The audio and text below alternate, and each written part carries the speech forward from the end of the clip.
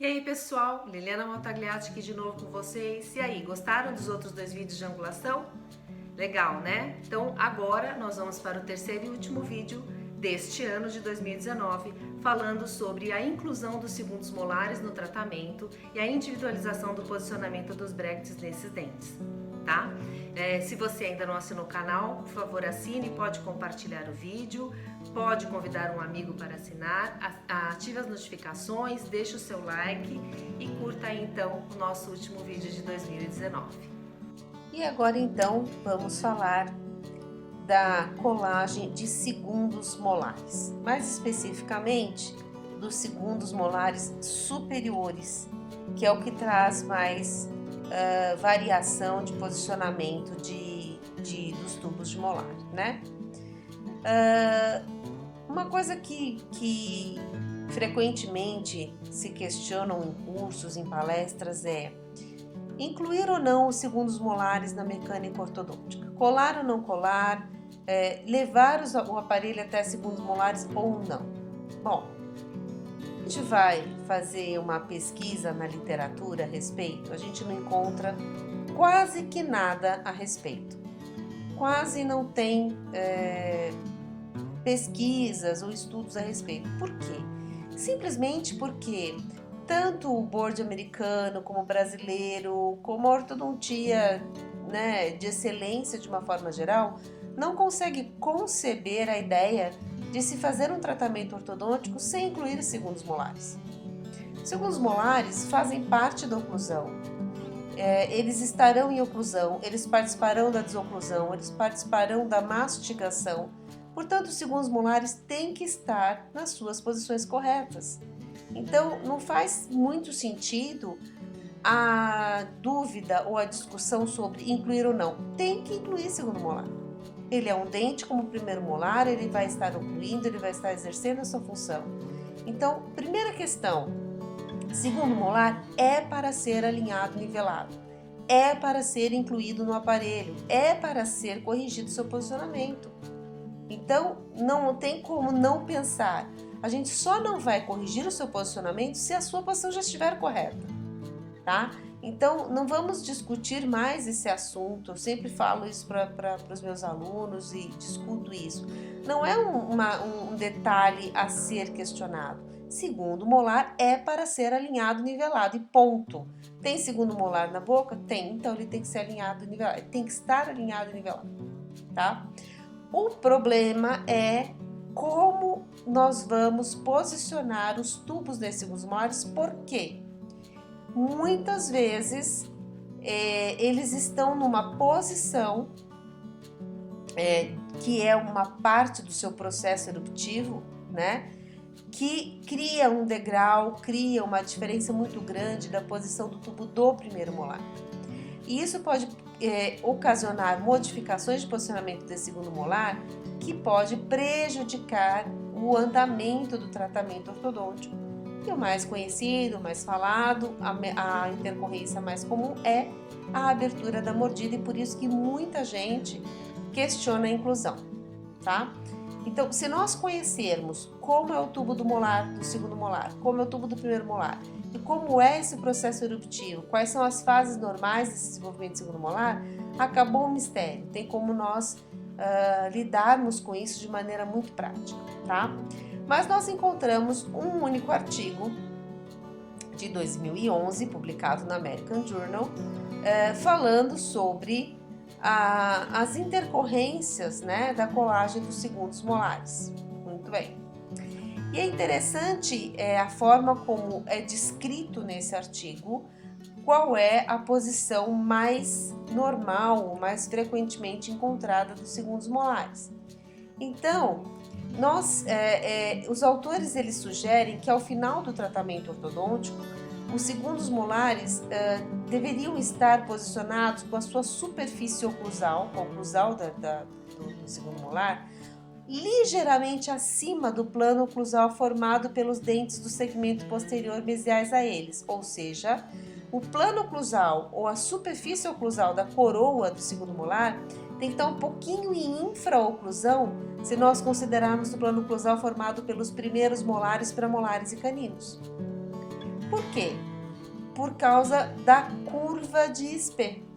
Então, a coroa deve estar também ligeiramente inclinada para a distal, com suas raízes anguladas ligeiramente para a mesial, ou seja, angulação negativa de coroa, que vai resultar em uma curva de Spee suave.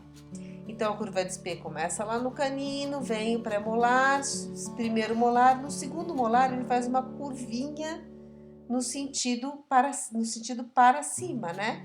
Então, o segundo molar superior, ele teria que estar com um pouquinho de angulação distal e um pouquinho mais alto do que o plano oclusal dos demais dentes.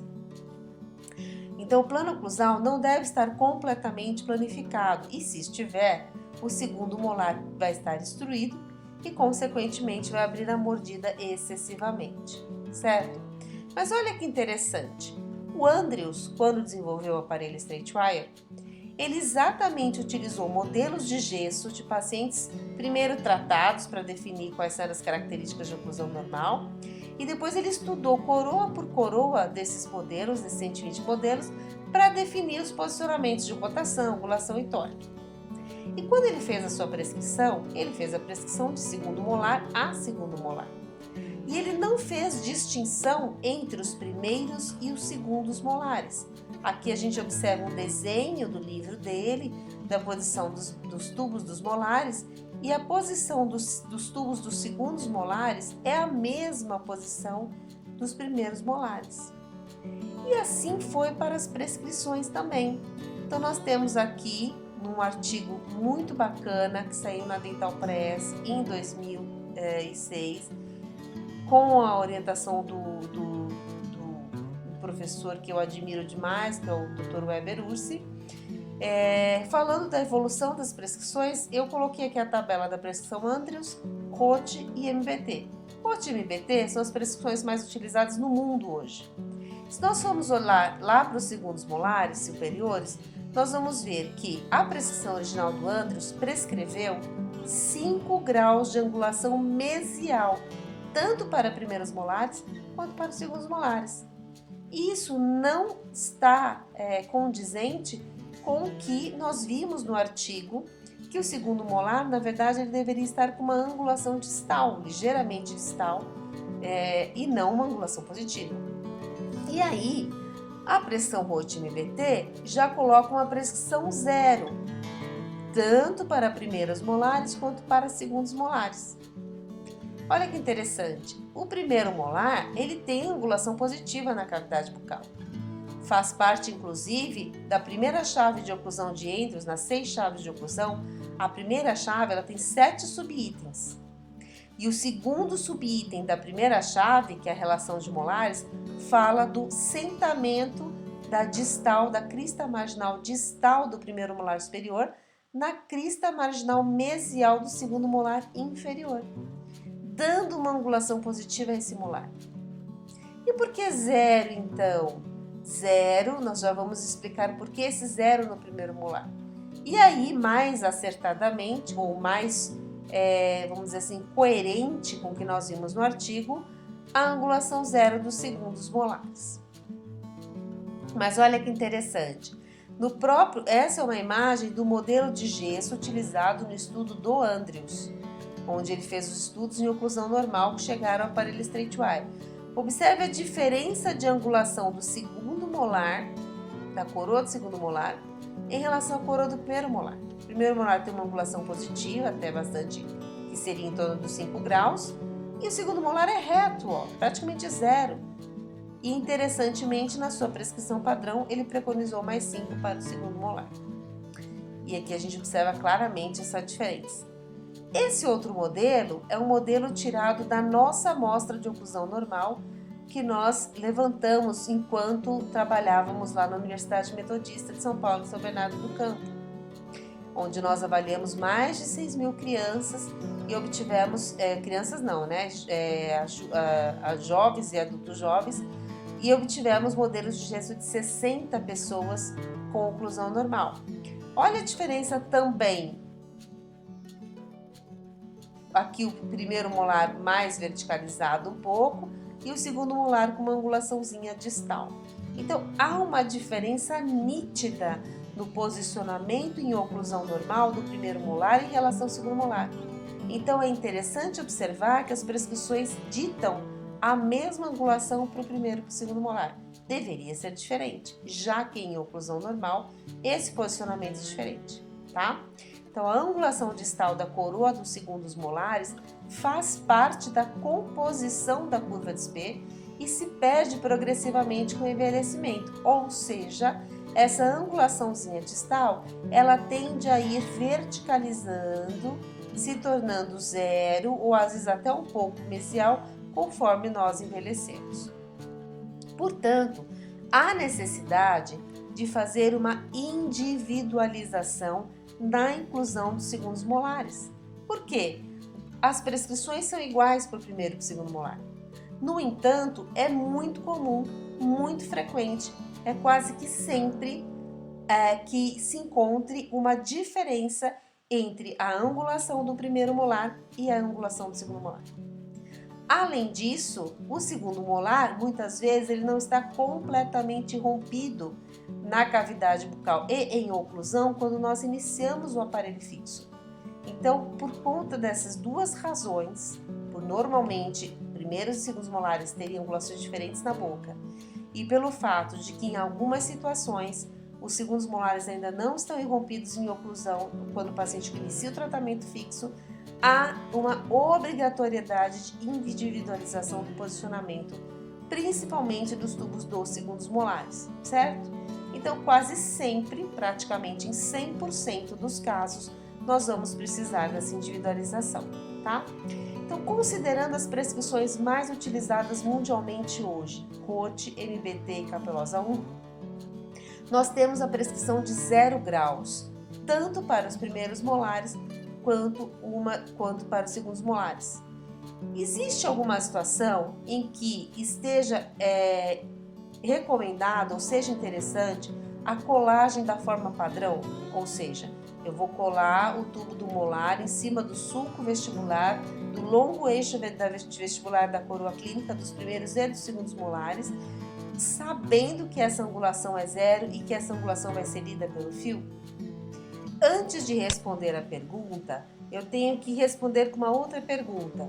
Você vai colar ou bandar o molar, né? Porque aqui está a resposta ao fato de ter zerado a angulação dos primeiros molares também, além dos segundos molares. Porque normalmente se utilizava tubo soltado, certo? Nos primeiros molares. E os autores dizem, né, relatam, que quando a gente faz a banda, é muito comum que a porção distal da banda, ela entre um pouco mais no sulco gengival do que a porção mesial. Então a banda, ela fica, vamos dizer assim, um pouco torta no molar, a parte distal mais cervical. E consequentemente, o tubo tendo 0, ele vai ficar um pouquinho inclinado e que vai dar então a angulação próxima de 5 graus.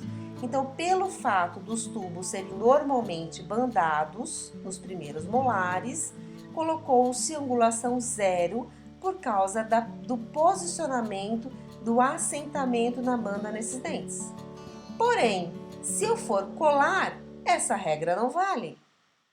Se eu for colar, eu tenho que ter em mente que o tubo do primeiro molar tem 0 graus de angulação.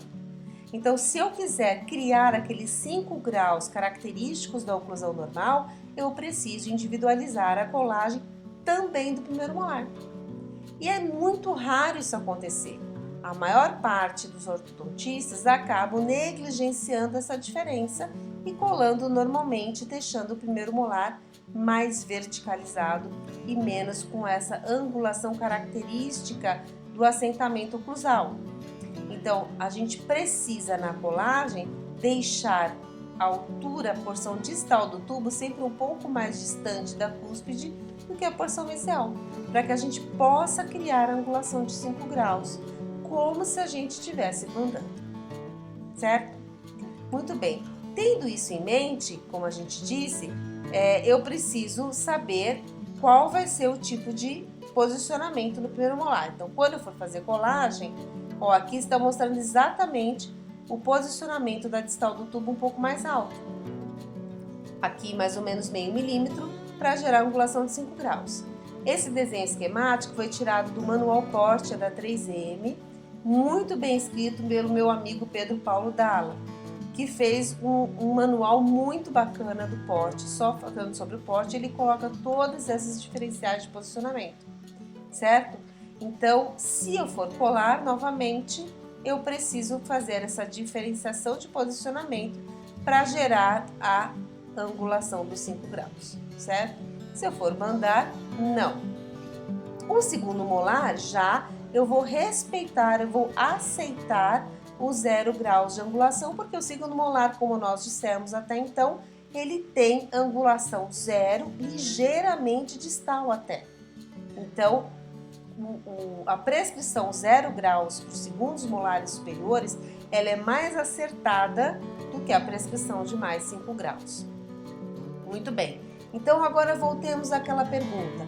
Quando eu vou colar padrão os tubos dos molares, ou seja, 0 graus nos segundos molares, 0 graus nos primeiros molares quando eu bando, ou fazendo a individualização na distal do tubo se eu estiver colado, quando os segundos molares estiverem rompidos em oclusão. Então, eu tenho o segundo molar já está irrompido, ele já está funcional, ele já está assentado em oclusão. Eu vou colar o bracket, eu vou colar o aparelho, então eu vou colocar o 0 graus aqui, obedecendo a angulação desse molar, e vou colocar aqui nesse primeiro molar o 0 graus, levantando um pouquinho a distal em torno de meio milímetro. Percebam que aqui eu tenho uma angulação em torno de 5 graus. Percebam que aqui eu tenho uma angulação ligeiramente negativa dos segundos molares. Essa é a condição natural e normal da oclusão. Tá? E esse molar, como a gente disse, progressivamente com o envelhecimento ele vai perdendo essa pequena angulação distal. Então eu tenho que colar o tubo do segundo molar em cima do sulco para ficar 0, né, de angulação do tubo e vai acompanhar o oclusal do molar, e eu tenho que fazer aquela individualização de colagem, a menos que eu vá bandar. Se você for bandar, não precisa fazer. Agora, muitas vezes nós escutamos também falar assim, não, segundo molar cola sempre passivo para não abrir a mordida.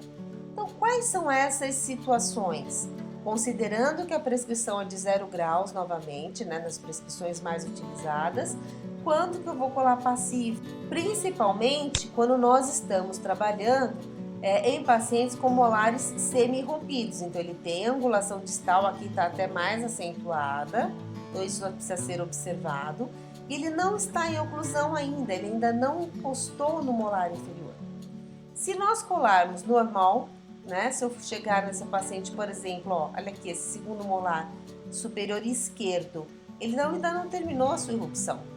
Se eu colocar o tubo dele aqui, ó, mesmo que zerando em relação ao oclusal do segundo molar, o que vai acontecer? A diferença de altura e de angulação do primeiro molar para o segundo molar é muito grande. Ao inserir o fio, ele vai extruir esse molar precocemente. Ele não vai esperar esse molar irromper e chegar à oclusão, não, ele vai extruir. E essa extrusão realmente vai abrir a mordida lá na frente, tá? Agora, se esse paciente tem uma sobremordida profunda, eu posso usar esse artifício da colagem padrão dos segundos molares para provocar, para antecipar a extrusão desses molares, ou seja, a erupção desses molares, e me ajudar na correção da sobremordida. Então, a colagem pode ser padrão em pacientes com sobremordida profunda, e você antecipa o processo eruptivo, que normalmente ele teria, até ter contato oclusal, como um artifício para te auxiliar na abertura de mordida, tá? Então, se eu tenho os segundos molares já em oclusão, funcionais, eu vou colar padrão, certo? 0 no segundo molar e o primeiro molar, se bandado 0, se colado com o artifício de levante da distal. Se o paciente tiver sobremordida profunda, eu posso também colar padrão, mesmo o segundo molar não estando em oclusão, para antecipar o processo eruptivo e ajudar na correção da mordida aberta. Então, eu vou colocar os meus tubos lá em cima, bem tortinhos, bem anguladinhos, na colagem padrão desse tubo. E o que vai acontecer é que eles vão sofrer uma rotação né, de angulação mesial com extrusão, que vai provocar então a abertura de mordida lá na frente. Isso foi observado num trabalho publicado na Dental Press pelo Alael, né, Alael de Paiva Lino, com orientação do professor Vigorito, onde eles avaliaram as alterações verticais dos segundos molares superiores depois do alinhamento. Então, eles pegaram um grupo com oclusão normal e um grupo tratado, né? E verificaram as alterações tanto extrusivas dos segundos molares quanto de angulação. E eles observaram que havia diferenças na angulação das coroas quando você comparava o grupo normal e o grupo tratado depois do tratamento, depois do alinhamento e nivelamento. E que havia uma redução significativa na angulação mesiodistal dos segundos molares superiores e extrusão da sua porção distal, ou seja, a tal da antecipação da oclusão desses molares em oclusão e que provoca a abertura de mordida anterior. Sempre vai funcionar? Não, nem sempre vai funcionar. Por quê? Porque alguns pacientes têm sobremordida profunda. A gente até gostaria que numa colagem normal provocasse uma extrusão de segundos molares e que favorecesse essa correção, porém o paciente já tem os segundos molares lá rompidos, já em oclusão, o paciente já mais velho e que nem angulação zero ou ligeiramente distal esse segundo molar apresenta. Ele já tem até uma angulação meio para mesial. Então aqui você pode colar padrão que não vai ter nada de abertura de mordida. Então nem sempre vai funcionar e nem sempre pacientes que têm um trespasse vertical mais justo ou até uma mordida aberta anterior vão ser prejudicados pela colagem padrão do segundo molar. Tudo depende de como esse segundo molar se encontra no início do tratamento. Se ele está numa situação como esta mostrada aqui, não há a menor possibilidade de abertura de mordida. Então, até o paciente com mordida aberta poderia ter uma colagem padrão, certo? Então, a colagem padrão, ela está indicada nesses casos onde você tem o segundo molar já incluído em função e naqueles casos em que ele não está totalmente instruído em função e você quer ajuda na abertura de mordida. Ok? Já em casos onde o trespasse vertical é justo, existe uma tendência à mordida aberta, o ideal é que se individualize a sua colagem da forma passiva. E essa colagem passiva é de angulação e é também de X, tá? Então nós vamos colar passivo, como nós vimos no vídeo que nós gravamos no vídeo anterior, explicando sobre como fazer colagem passiva. Se você ainda não assistiu, vai lá na playlist de colagem, colagem de angulação passiva e colagem zero, e você vai verificar que esse primeiro molar ele está colado passivo, ou seja, o seu tubo está paralelo ao plano oclusal, certo? Mantendo a angulação que ele já tem de mais ou menos 5 graus. E aí você cola no centro, no X dele normal, no centro da coroa, com passivo de angulação, e aí o segundo molar você vai colar passivo de angulação e na mesma altura do tubo do primeiro molar, ou seja, com um X menor. Tá? Então essa colagem passiva de segundo molar, ela não é só de angulação, ela é de X também, para que não haja degraus verticais entre os primeiros e os segundos molares que provoque uma extrusão do segundo molar e que prejudique a oclusão anterior. Ah, Liliana, então se for esse o caso, por exemplo, se eu tiver um trespasse justo, uma tendência de mordida, por que eu não posso deixar o segundo molar de fora do aparelho e de repente incluir depois? Por que eu não espero ele terminar a sua erupção, entrar em oclusão, estar numa posição mais favorável e só depois incluir? Porque desde o início do tratamento, quando a gente vai fazer um alinhamento, nós temos muitas vezes uma diferença de posicionamento transversal entre primeiro e segundo molar. E isso precisa ser corrigido no tratamento. Então, a gente muitas vezes perde a chance de usar a posição que normalmente os segundos molares superiores apresentam, de estar mais vestibularizados o seu rompimento, para conseguir um melhor alinhamento, arredondamento do arco, né? Nós perdemos um potencial, porque isso acaba sendo uma base de apoio para uma vestibularização desses dentes e dar um formato de arco mais adequado. Então a gente inclui principalmente pelo fator transversal e de rotação também. Às vezes ele tem erro de rotação, depois erro de torque, então a gente precisa incluir desde o início. Basta que se olhe, que se individualize, que se analise cada caso individualmente para ver se a colagem vai ser padrão ou individualizada ou passiva, tá? Existem as exceções, né? Eu comecei esse vídeo falando que isso não é mais discutível, que sempre a gente vai alinhar e nivelar os segundos molares. Sim, isso é verdade. Quais são as exceções? Quando os segundos molares já estão tão bem posicionados, tão bem funcionais, tão bem ocluídos, que não vale a pena arriscar tirá-los dessa posição, né? A não ser que seja um caso que você precise de um reforço de ancoragem, que vai fazer uma distalização, e aí ele precisa ser incluído. Mas quando ele tem um posicionamento tal que não vale a pena incluir os segundos molares ou não faz a menor diferença incluí-los, aí sim nós podemos optar por deixá-lo de fora. Mas não porque a gente não quer alinhar e nivelar esses dentes, simplesmente porque eles já estão numa situação muito favorável. Vamos ver quais são os exemplos? Aqui, por exemplo, essa senhora tem o arco superior super alinhado, nivelado, já tratado anteriormente, né? Está recolocando o aparelho conosco por uma questão inferior, o problema é inferior, tá? Mas eu vou precisar colar o superior porque ela vai precisar usar elástico intermaxilar no futuro, certo? Nessa situação, com esse encaixe desse segundo molar aqui, ó, do 27, e o molar inferior, não tem a menor necessidade de incluí-los, porque não vai haver expansão, então nós não temos erro transversal, não vai haver extrusão, não vai haver angulação, não vai haver correção anteroposterior nesta região. Apenas ela vai precisar usar elástico na região do lado direito e talvez um pouco de intercuspidação aqui. Então é simples assim, não vou mexer nessa região. Se eu não vou mexer nesta região aqui demarcada, então eu não vale a pena, não preciso colar segundo molar, tá? Para não correr o risco de haver um desencaixe dessa oclusão.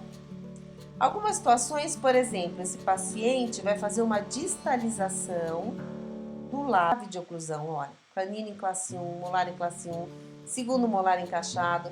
Então, eu vou colar o aparelho fixo nesse paciente para distalizar esse lado. Esse lado eu preciso colar. Esse lado eu não preciso colar. Ao contrário, eu posso deixá-lo até com uma referência oclusal. Eu posso colar esse primeiro molar passivo, eu posso inclusive pular os premolares, colar molar, canino e os demais dentes, porque é esse lado que eu vou distalizar. Esse lado eu não tenho que mexer, então não tem a menor necessidade de colar desse lado. Então essa colagem pode ser inclusive unilateral, certo? O lado esquerdo não cola e o lado direito cola, por causa da distalização, tá certo? Então, existem situações em que simplesmente não vale a pena colar. E por último, uma situação em que nós temos uma oclusão até nem tão favorável aqui, principalmente nesse primeiro molar inferior, mas uma oclusão perfeitamente encaixada nessa região, né? E é uma paciente que tem uma classe 2 completa de canino e de molar, e nós vamos tirar esse primeiro premolar aqui, ó, para levar o canino para a chave e poder corrigir a linha média dela superior, que é muito desviada para a direita, tá? E abrir espaço do lado esquerdo. E aí você fala, bom, eu vou colar esse segundo molar aqui, ó. Qual a necessidade da colagem desse molar? Seria apenas por uma questão de ancoragem, só para ancoragem, mas não para tirá-lo de posição. Fato é que essa paciente tem um implante nesse segundo pré. E diante de um implante, eu não preciso mais desse segundo molar aqui para ancoragem. Então, eu posso simplesmente parar o meu aparelho no primeiro molar e usar o segundo pré como uma ancoragem para tracionamento do canino. Então, é o típico caso que não tem a menor necessidade de colagem desse segundo molar superior aí, tá? Então, pacientes adultos que têm os segundos molares encaixados em oclusão, que estão perfeitos e que não vai haver mecânica envolvendo a região posterior, pode ser que não vale a pena incluir. Então, são as exceções que nós dissemos. porém eles têm que estar tão bem posicionados, tão bem encaixados, que a inclusão deles se torna desnecessária. Todos os outros casos não tem o porquê não incluir. Segundo os molares, novamente, fazem parte da oclusão, precisam ser alinhados e nivelados. Quando eu vou colar padrão, quando eu tiver olhos já em oclusão, certo? Bem posicionados, e eu preciso ter uma mecânica para ser realizada ali. Ou quando o paciente tem uma sobremordida e antecipar a extrusão desse dente, antecipar o posicionamento desse dente na oclusão, me auxilia na correção da sobremordida. E vou colar passivo toda vez que eu tiver alguma suspeita ou casos em que a sobremordida ou o trespasse vertical esteja reduzido e eu preciso cuidar, eu preciso proteger os segundos molares de realizar uma extrusão. E aí lembrando que essa colagem passiva, ela sempre vai ser de angulação e de altura, do X também, para que a gente não tenha a extrusão. Você pode ter zerada a angulação, mas ter um degrau vertical, então para eliminar também a presença desse degrau vertical, tá ok? Então sempre a individualização é fundamental nestes casos de colagem de segundo molar, certo? Então, planejamento ortodôntico, e especificamente falando de segundos molares, é que nem impressão digital. Cada um tem de um jeito, de uma forma. Então, tem que ser analisado individualmente para saber como é que vai ser o seu posicionamento, tá certo? Então, eu espero que vocês tenham gostado desse vídeo. Se gostarem, deixem um like. Se tiverem alguma dúvida, algum comentário, pode deixar aí nos comentários que a gente responde assim que puder. E nos vemos no próximo vídeo, onde começaremos a falar de toques. Até mais!